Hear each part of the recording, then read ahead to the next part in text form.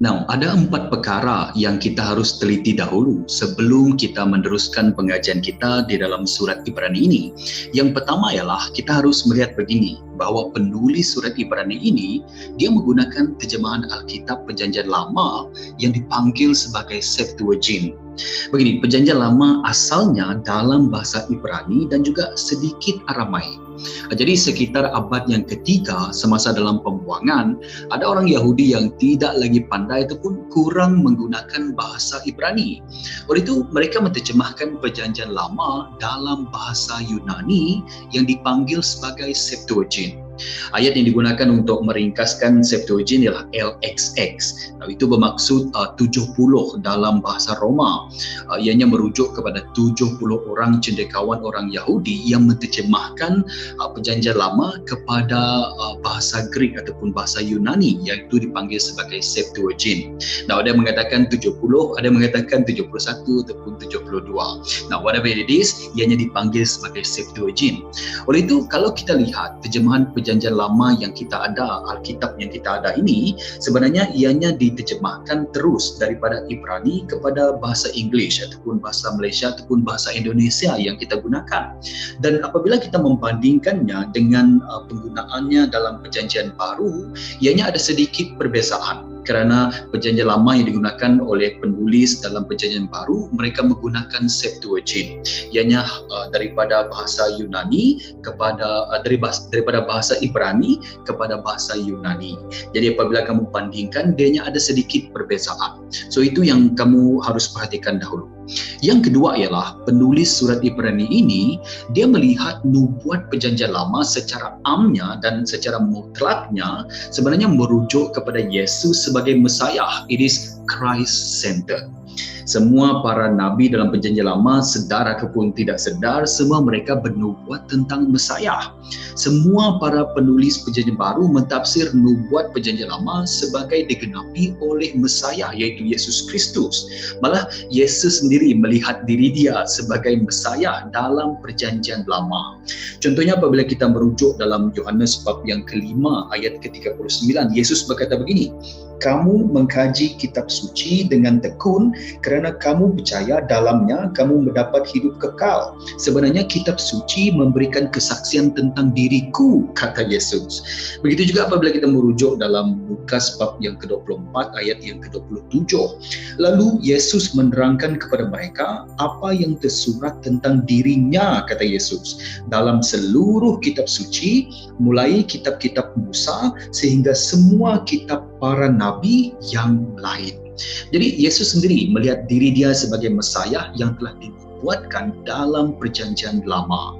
Oleh itu, contohnya apabila kita rujuk 7 petikan Perjanjian Lama yang dipetik dalam Ibrani bab yang pertama yang kita sudah perhatikan dalam video-video yang lepas, ianya ditafsirkan sebagai nubuat tentang Yesus. Akhirnya ianya mutlak merujuk kepada Yesus sebagai Mesiah.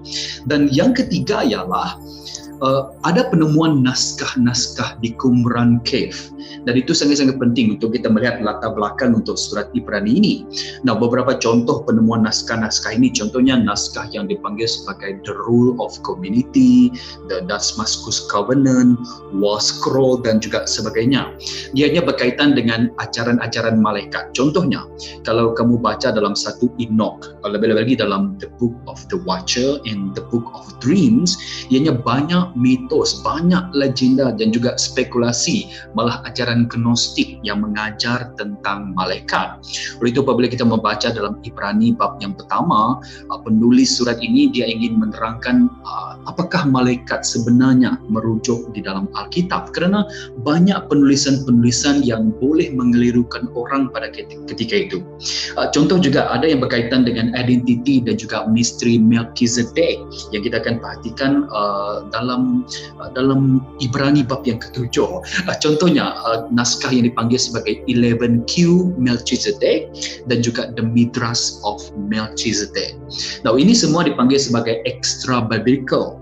Dia ada persamaan, tetapi banyak juga ajaran-ajaran pelik dan juga spekulasi dan menyimpang daripada ajaran Alkitab sebenar.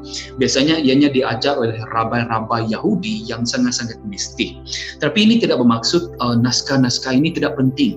Yang penting untuk kita melihat latar belakang dan juga apakah kepercayaan orang pada ketika itu, termasuk kepercayaan yang mengaruh. Tapi itu penting untuk kita melihat konteks di mana penulis surat Ibrani ini apabila dia menerangkan, contohnya apabila dia menyentuh tentang ajaran makanan dalam bab yang ke-13, apabila dia menyatakan tentang ajaran-ajaran asas dalam bab yang ke-6, dan juga lebih-lebih lagi apabila dia berfokus kepada imam besar Melchizedek dalam bab yang ke-7 dan juga malaikat dalam bab yang pertama dan juga sebagainya. Jadi apabila kita tahu tentang penemuan naskah-naskah di Qumran Cave ini, kita juga boleh melihat latar belakang kenapa penulis surat Ibrani ini menerangkan ataupun dia menerangkan tentang topik-topik, contohnya ajaran makanan, Melchizedek dan juga malaikat dan sebagainya. Ini latar belakangnya. Dan yang keempat yang kita juga harus perhatikan, penulis surat Ibrani ini dia menggunakan kaedah yang dipanggil sebagai midrastic interpretation, yaitu cara orang Yahudi mentafsir Alkitab.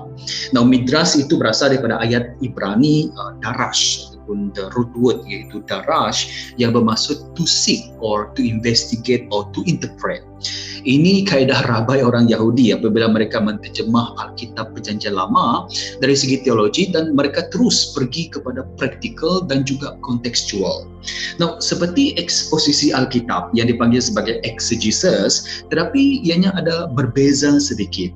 Contohnya yang selalu kita gunakan ialah kita menggunakan kaedah exegesis, yaitu kita memperhatikan firman Allah, kemudian kita melihat konteks pada masa itu. Kenapa ataupun apakah konteks firman ini ditulis, barulah kita pergi kepada aplikasi. Itu penting kerana kita tidak berada dalam konteks orang Yahudi pada ketika itu.